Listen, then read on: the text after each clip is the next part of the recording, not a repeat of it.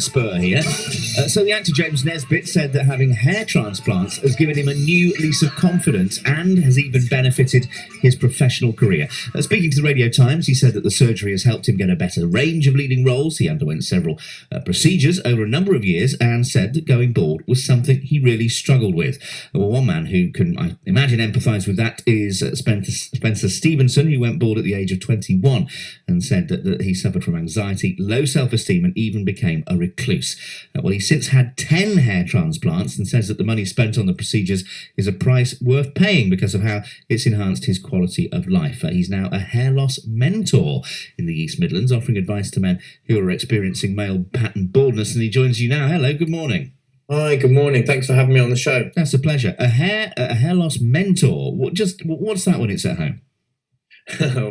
Well, basically, I provide a service whereby people can contact me and relay their issues, their hair loss issues, and I help provide them accurate information on proven treatments that are out there. Unfortunately, the hair loss industry is preys on the vulnerable, and it's a multi-billion-dollar industry, and a lot of people out there dealing with hair loss are suffering in silence. They don't know where to turn. There's a lot of bogus products out there. So I provide a service via my website, SpexHair.com, to enable people to get accurate information and to kind of share their anxieties. And we also provide a radio show called The Bald Truth, where hundreds of thousands of people on a monthly basis tune in and call in and share their anxieties. Hair loss is a hidden epidemic. There is a huge volume of people out there, and despite the fact it's a bit tongue-in-cheek and the social stigmas associated with hair loss, there are people really dealing with a lot of issues with self-confidence, lack of self-confidence, lack of self-esteem,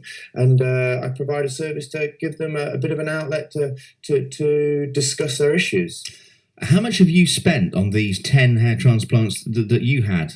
Well, over the years, I've spent in the region of about £40,000 on hair loss treatments and hair transplants. Indeed, but my story and my journey isn't the control that people should gauge hair restoration by.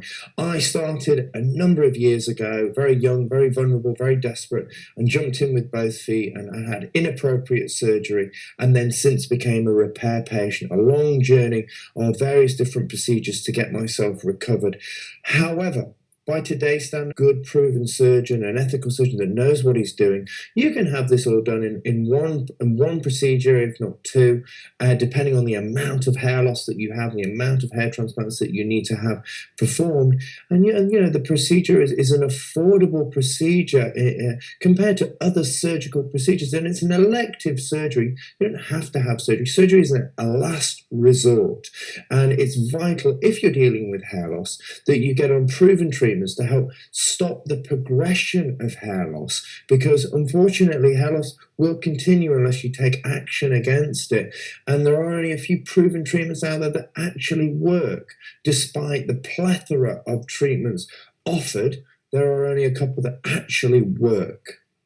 What is the process when you have the surgery? What exactly do they do, and then what are you left with? Well, basically what they will do is they will, in layman's terms, they take hair from the back and the sides of your head. If you look at any guy that's extensively bald and lost all his hair on top of his head and shaves all his head on, he will have this 5 o'clock shadow around the back and the sides of his head. Now that hair is genetically coded not to fall out in your lifetime. So you can use that hair, and the hair transplant surgeons take that hair from the back and they distribute it accordingly as and where is needed on top. It's a very delicate balance. It's a donor management. It's a finite amount. You need to use it very appropriately on top, but there's no reason why you can't have a few surgeries if you're extensive. You know, if your hair loss is extensive, if you get a good surgeon, you can have a few procedures and utilize that donor region, we call it, in the back and the sides, and transfer it to the top, and then that hair will grow on top for a lifetime. But it's important that you understand and have your expectations realistic. You're not all going to start looking like David Hasselhoff overnight. Thank goodness for that. Well, he's got a good head of hair. Yeah, but about all that's left. Good point. If you rather, or a patient is embarking or considering hair restoration, and as I want to just stress, hair restoration, hair transplantation is a last resort. It's vital that you stabilize the loss and try and maximize whatever hair you've still got remaining on your head and strengthen it and prevent it from falling out. That in turn will provide you the opportunity, if you want to go down the hair transplantation route, to have as fewer surgeries as possible. All right, I want to talk a bit, if you'll just hold on, is that okay, Spencer, for a few moments' time? Sure thing, Richard. I want to talk a little bit more about the options that are available for men who have varying degrees of baldness and at various stages in their life. And I also want to talk a little bit about the way that it affected you emotionally, mentally, when you started to lose your hair at the age of 21. So hold on the line. Spencer Stevenson there with you at BBC Radio Derby. If you'd like to get in touch about your experience, always welcome to call about literally anything you symptoms of starting to lose your hair at that age, a virile age where you're trying to attract people. Indeed, I mean, at a young age of 21, my hair was a vital part of my identity. I was well known for my hair, so when I started to lose it, it really affected my self-esteem and my confidence. And being stripped of my identity, I became a bit of a recluse. I didn't go out, or if I had to go out, I would wear a hat, and people would always remark, "Why have you got your hat on?" And it was my issue that I was dealing with. That if you are dealing with hair loss, I'm sure people listening to the show will be able to relate to.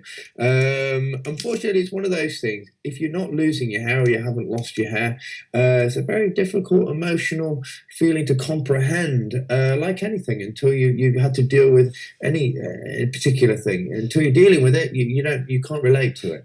The irony, I suppose, we talk sort of biochemically, if you like, the irony of people feeling that they're not quite so virile or manly or feeling emasculated by it, it's due to the conversion of testosterone, the male sex hormone, into a different compound that can cause baldness, isn't it?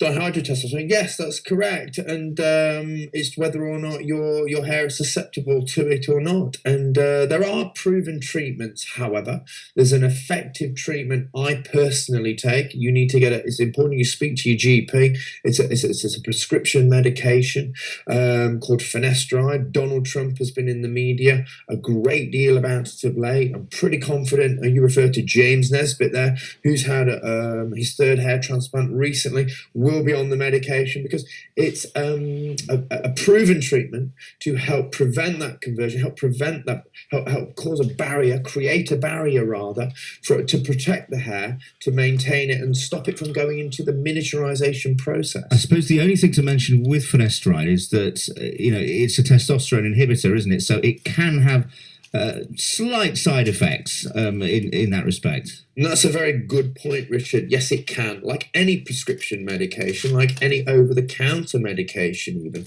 some people can be susceptible to side effects. There are associated side effects with it in some people. Personally, I've been on the medication 16 years, never had any issues at all. But it is a personal thing, and that's why it's vital that you speak to your GP. So if you are, whatever age really, I mean, you can be young and it can affect you and make you feel a bit unhappy, or you can be, any age at all and feel unhappy. What is the best first course of action? And also, what should you do if it's affecting you in the sort of way that it affected you? That's to say, there are elements of depression and wanting to be a recluse and not to go out. What are the paths you should take to help your situation? Well, personally, it really affected me so emotionally because I felt so isolated. I didn't have anybody to talk to. This was some number of years ago, and the internet is available to us. And we do provide a radio show called The Bald Truth, where you can tune in and listen to it and vent or just relate to people, so you don't feel so alone. And you feel that this, you do feel when you start to lose your hair, or you're the only person that's ever felt like this. The emotions that come with it. Rest assured, you're not. There's countless people. There's hundreds of thousands of people waking up today that are dealing with and have that initial reaction to dealing with their hair loss. So there are resources. My website, SpexHair.com, I have a free report on there that you can get accurate information with regards to the treatments that are available that will actually help. Yeah, well, quite. Just a couple of quick questions briefly, because we're a little short on time. It costs you a lot of money. If you can prove that it's affecting your mental health, can you get any sort of hair transplant treatment on the NHS at the moment or not?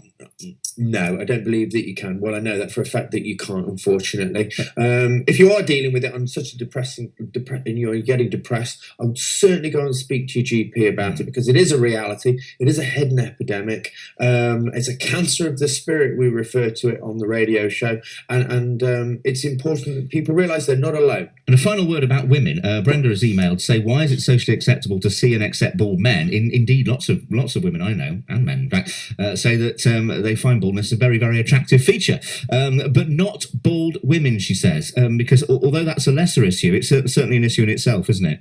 Indeed, and yeah, it is more socially acceptable to see a bald man. That's what society has done. But for women, yes, gosh, it's traumatic, it's devastating. And there are again treatments out there that can help, vitamins that can really help boost females' hair strength. But for a woman, there's various processes: the menopause, etc., low iron, pregnancy, post-pregnancy. They can all cause hair loss, and it's vital that you see your GP and discuss it with them initially, rather than jumping in with both feet and trying a treatment. Very interesting to talk to you. Spencer Stevenson, thanks for your time.